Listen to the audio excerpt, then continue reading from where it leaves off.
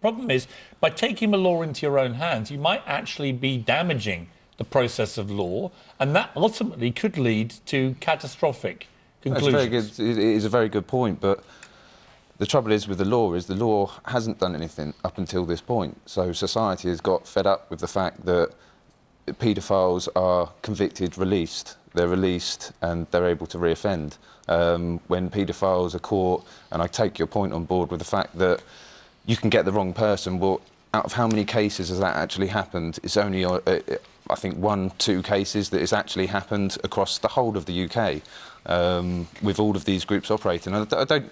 I don't defend the groups that are out there and they are doing it in a vigilante way, but I don't like the word hunter. I try not to use it. It's too hard-hitting. What word do you use? I'd have said online child enforcer. You know, it's something but you're posting these videos, right, before these people have even got to a court to be judged by a judge or jury, whatever it may be. You are, in that way, potentially compromising the entire investigation. Yeah, we do post the videos, but we post the videos for exposing them because, but you post the videos without someone being convicted.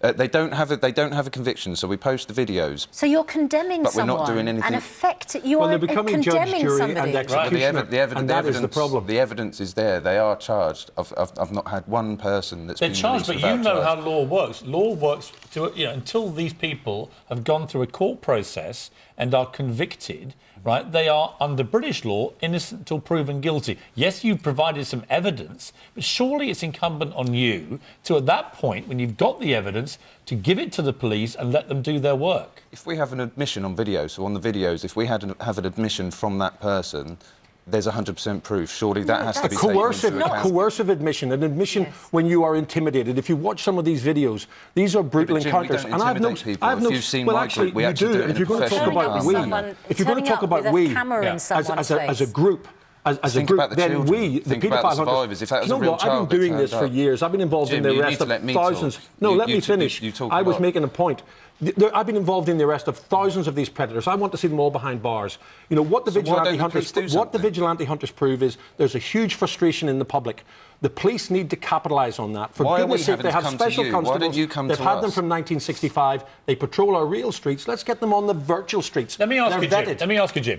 Is the number of paedophiles increasing, or is awareness of paedophiles and capturing of paedophiles increasing? Capturing of paedophiles is not increasing. The police will say that they're catching more. They're arresting about 400 a month. When we know there are 10,000 IP addresses in the UK downloading indecent images at any moment in time, you know, we're right. There's a problem here. But they hide behind the blanket of austerity. He's right to question the effectiveness of the law. Absolutely. I'm trying to find points here of agreement here. You know, the worry here.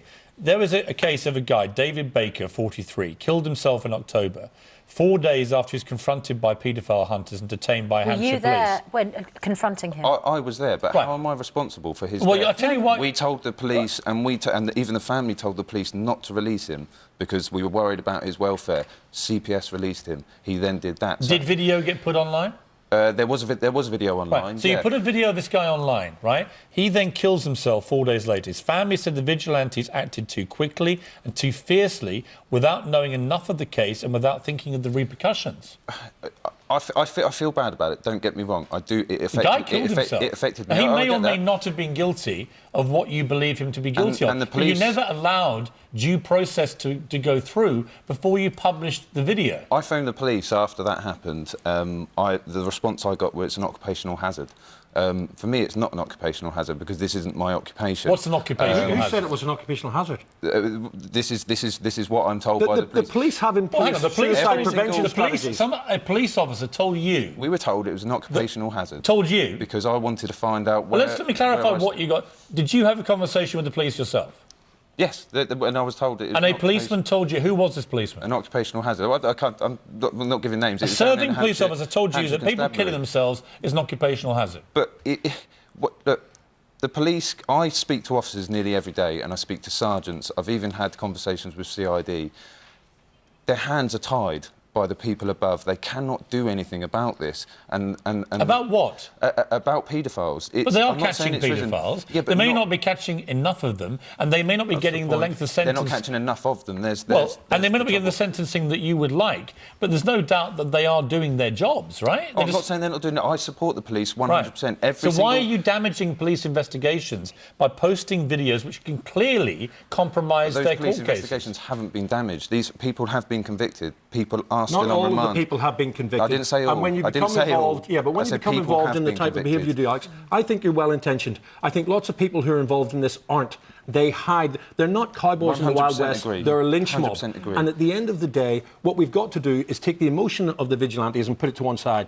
What has it taught us? You don't need to be a rocket scientist to go out and catch these people. This is what I'm trying to do. Jim, let's get a citizens' army. If they still operated but provided the video to police and didn't post it online, would that be effective? Well, or is it the fact that they're out there at all that you have an issue with? The fact is they're out there and they're unregulated. The police need to recruit special constables, volunteer digital detectives. Special constables have been around for years. They've been around since... They've been around for years. I agree. Alex, why haven't you recruited them? Alex, here's the fact. The fact is that if you gave your videos to the police and that led to convictions of these people, you would be showered in praise and you would be applauded by everybody, right?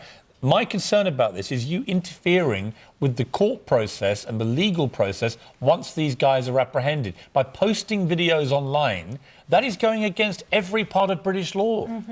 But it's not, because I've not been called up and I've not been arrested myself, so I'm not doing anything illegal. Innocent until proven guilty. Yeah, innocent until proven guilty. I can understand that. However, there's Do you understand that, everybody thinks about the paedophile. What about the actual potential children? No, Alex, everyone agrees with you about the victims, right? It's not about that. No.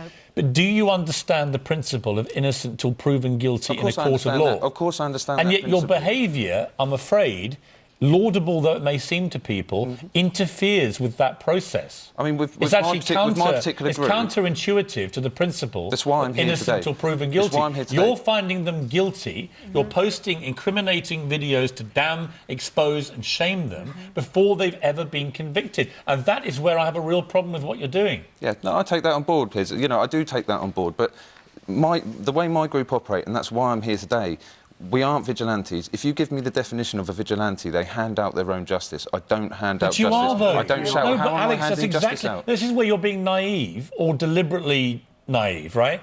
You are handing out your own justice. By posting videos, you are convicting and exposing and shaming these people. My argument is, give your evidence to the police, be part of the legal process, and I'm sure the police will be the first to thank you. Yeah, Simon Bailey or Jim, come and talk to me. We will be part of the legal process, but your hands, the police's hands are tied. And I'm not saying that the police should use existing vigilante groups. I'm saying special constables have existed since 1965. There's an arrogance in policing. Hang on a second. There's an arrogance in policing that no one can do this but the police. Vigilantes have proven that's not true.